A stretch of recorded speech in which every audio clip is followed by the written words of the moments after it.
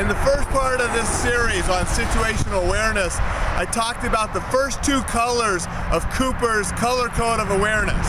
White, being oblivious to what's going on around, and yellow, paying attention, being alert to your surroundings. Because when you are paying attention, you can see potential threats. You can also see the things that are good in life to experience. So we want to be in yellow. Now, when you're in yellow, it allows us to see those potential threats. And when we notice them, we want to increase our level of awareness. That's what we call level orange. We're paying closer attention to the perceived threat. We're also paying attention to everything else too, because we don't want to be fixated on one thing and have another threat over here. Sometimes predators work in pairs or even more. But we've increased our awareness to level orange, a heightened awareness. Now, if it turns out it's not a threat, we drop back down to yellow, because we can't stay in that hyper-vigilant awareness state for extended periods of time. It just wears us out. So we only stay there when there is a potential threat. Now, if the threat turns real, that's when we go to level red. Red is action, fight or flight. We have to do something. We have to escape to safety, we have to fight and then escape to safety, but we have to act. That's red. Now, there are other code systems where they have a level black. I like to just keep it simple, the four basics.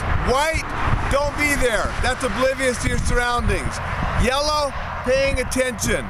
You notice a threat, go to orange, pay closer attention, so if it is a threat, you can go to red and act. Now, living here in Montana, you see a lot of these signs here, the deer signs. What are they? They're yellow. Be paying attention, because we should be paying attention when we're driving automobiles. Now, if I'm driving the automobile and I see a deer off to the side of the road, I take my foot off the gas, I pay closer attention, because I know growing up in Montana that many times the deer want to bound out in front of you. So while I'm in that orange state because I see a potential threat and the deer does come in the road, I can slam on the brakes and not hit the deer. So that is an example of how you can go from yellow to orange to red.